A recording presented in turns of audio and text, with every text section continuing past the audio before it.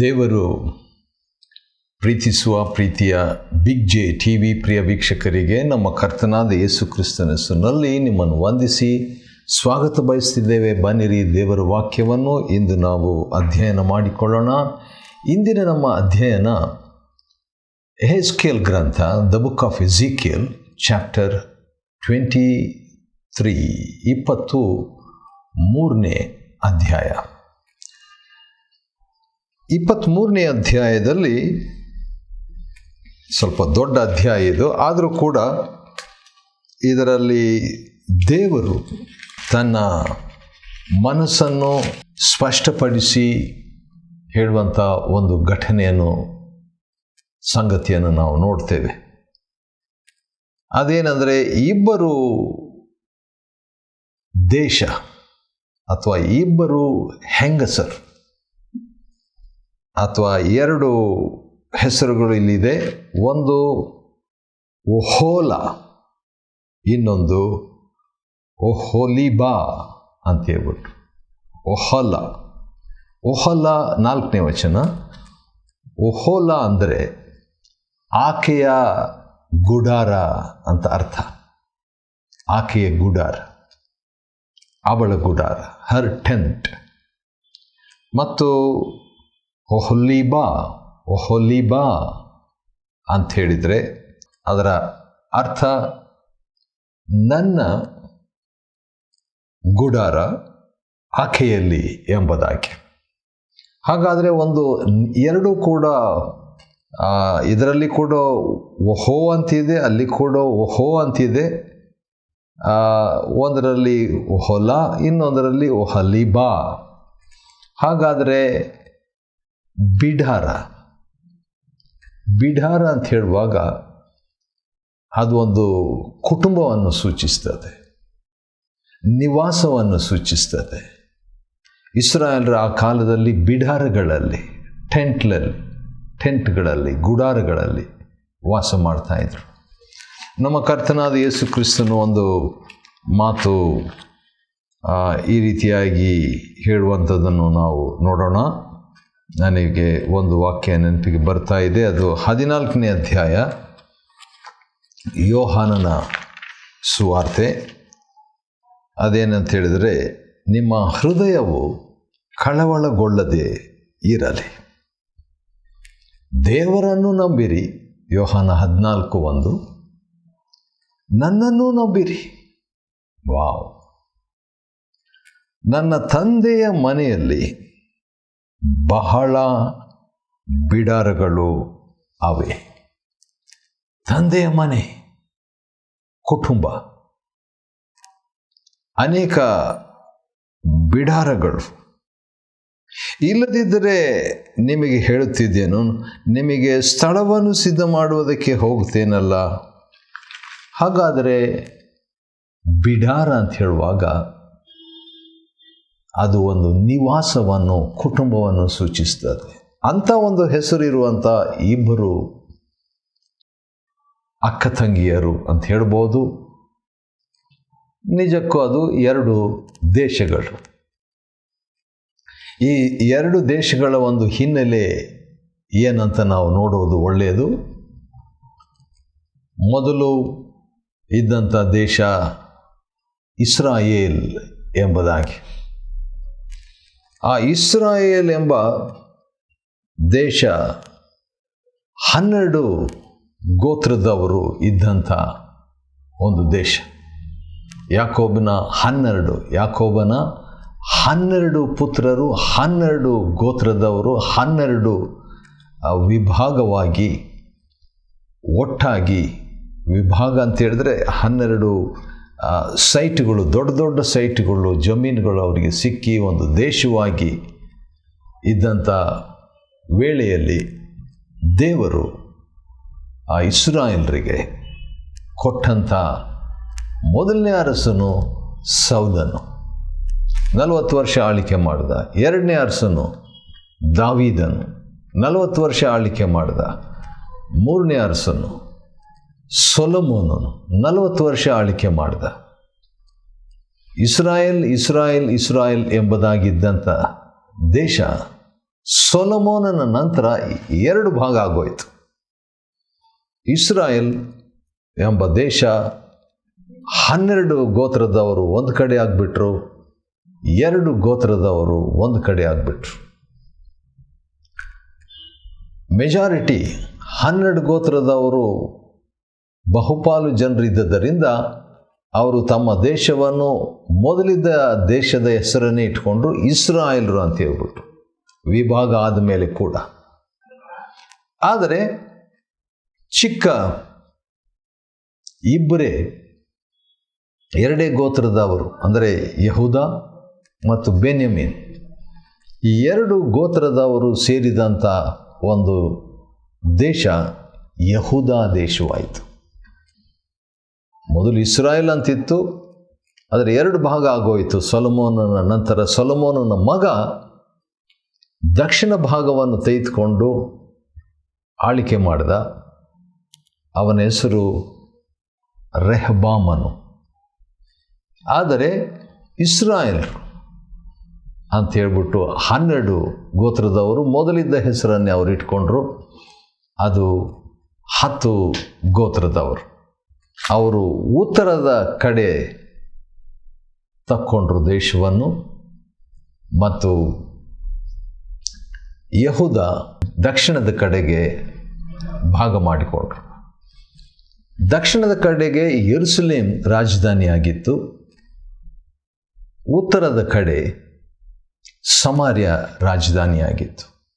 ಆದ ಕಾರಣ ಇಲ್ಲಿ 2 ಹೆಂಗಸರು ಅಥವಾ ಮಹಿಳೆಯರ ಬಗ್ಗೆ ದೇವರು ಹೇಳುವಾಗ, ಒಂದು ಸಮಾರ್ಯ ಅಂದರೆ ಇಸ್ರಾಯೇಲ್, ಮತ್ತೊಂದು ಯೆಹೂದ ಎಂಬ ಯೆರೂಸಲೇಮ್.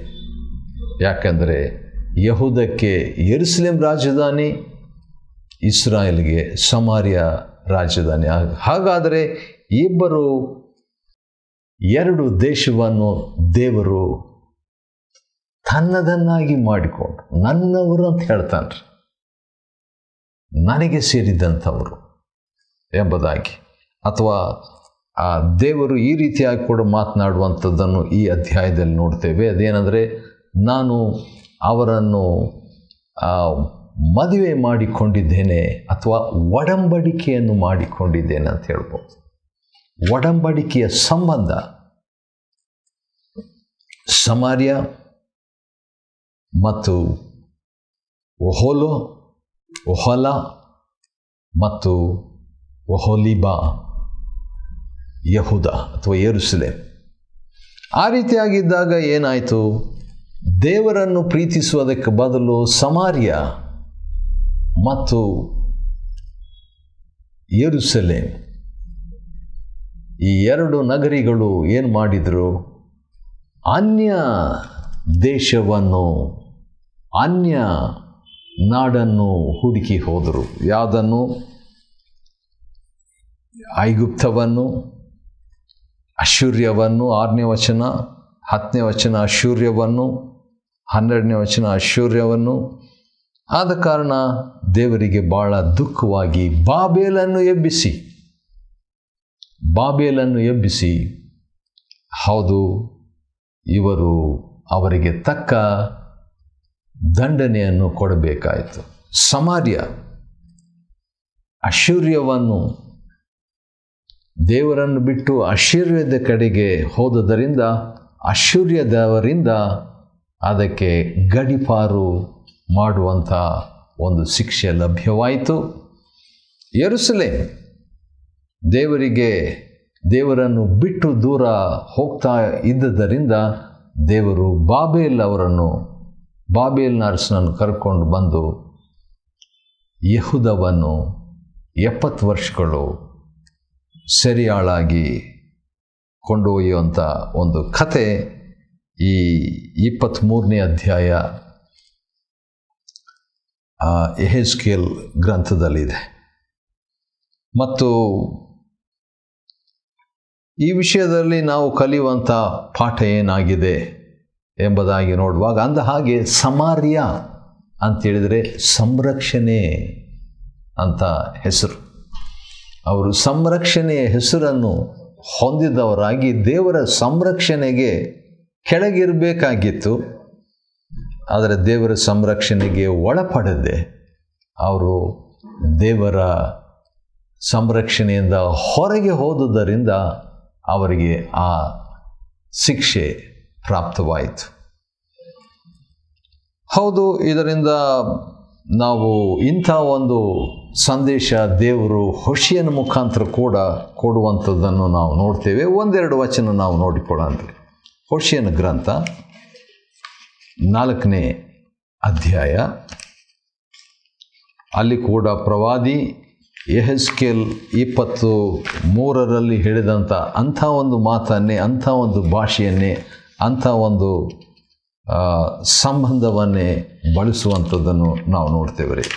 4ನೇ ಅಧ್ಯಾಯ ಹೋಶಿಯನ ಗ್ರಂಥದಲ್ಲಿ ಮತ್ತು 15ನೇ ವಚನ ಈ ರೀತಿಯಾಗಿದೆ. ಇಸ್ರಾಯೇಲೇ, ಅಂದರೆ ದೇವಜನರಿಗೆ ಅಥವಾ ಸಮಾರ್ಯಕ್ಕೆ, ನೀನು ಅಕ್ರಮವಾಗಿ ನಡೆದರು, ಅಂದರೆ ದೇವರೊಂದಿಗೆ ನ್ಯಾಯವಾಗಿ ಸಂಬಂಧ ಇಟ್ಟುಕೊಳ್ಳದಂಥ ವೇಶ್ಯತನದವಾಗಿ ನಡೆದರು, ಯಹೂದವು ಆ ದೋಷಕ್ಕೆ ಒಳಗಾಗದಿರಲಿ. ಯಹೂದ್ಯರೇ, ಗಿಲ್ಗಾಲಿಗೆ ನೆರೆಯದಿರಿ, ಬೇತಾವಿನಿಗೆ ಯಾತ್ರೆ ಹೋಗಬೇಡ್ರಿ, ಯೆಹೋವನ ಜೀವದಾಣೆ ಎಂದು ಶಪಥ ಮಾಡಬಾರದು. ಹೌದು, 2 ಸಹೋದರಿಯರಲ್ಲಿ ಒಬ್ಬ ಸಹೋದರಿ ಸಮಾರ್ಯ ಪಟ್ಟಣ, ಇನ್ನೊಂದು ಸಹೋದರಿ ಅದು ಯೆಹೂದ ಪಟ್ಟಣ. ಇನ್ನೊಂದು ವಾಕ್ಯ ಕೂಡ ನಾವು ನೋಡಿಕೊಳ್ಳೋಣ. ಹೋಶಿಯನ ಗ್ರಂಥ ಮತ್ತು 11ನೇ ಅಧ್ಯಾಯದಲ್ಲಿ ಇದೇ ವಿಚಾರ ಅಲ್ಲಿ ಕೂಡ ಬರುವಂಥದ್ದನ್ನು ಗಮನಿಸಬಹುದು. 11-12ನೇ ವಚನ. ಎಫ್ರಾಯಿಮು ಸುಳ್ಳಿನಿಂದಲೂ ಇಸ್ರಾಯೇಲ್ ವಂಶವು ಮೋಸದಿಂದಲೂ ನನ್ನನ್ನು ಮುತ್ತಿಕೊಂಡಿವೆ. ಯಹೂದ ಬಗ್ಗೆ, ಯಹೂದವು ಸತ್ಯಸಂಧನೂ ಸದಮಲ ಸ್ವಾಮಿಯೂ ಆದ ದೇವರ ಕಡೆಯಿಂದ ಇನ್ನೂ ಅಲೆದಾಡುತ್ತಿದೆ. ಇಬ್ಬರು ಸಹೋದರಿಯರು ಅಥವಾ ಒಡಂಬಡಿಕೆಯಾದಂಥ ಇಬ್ಬರು 2 ದೇಶಗಳ ಬಗ್ಗೆ ದೇವರು ಭಾರ ಹೊತ್ತು ಈ ರೀತಿಯಾಗಿ ಹೇಳ್ತಾನೆ. ಮತ್ತು ಅವರು ಮಾಡಿದಂಥ ಪಾಪಗಳು ಏನು ಎಂಬುದಾಗಿ ನೋಡುವುದಾದರೆ, ಹೌದು, ಅನ್ಯ ದೇಶಗಳ ಕಡೆಗೆ ಅವರು ಮೋಹಗೊಂಡದ್ದು ನಿಜ. 37ನೇ ವಚನ, ತಮ್ಮ ಬೊಂಬೆಗಳಿಂದ ಅವರು ಅನೈತಿಕವಾದ, ಆತ್ಮಿಕವಾದ ಅನೈತಿಕತೆಗೆ ತುತ್ತಾದರು.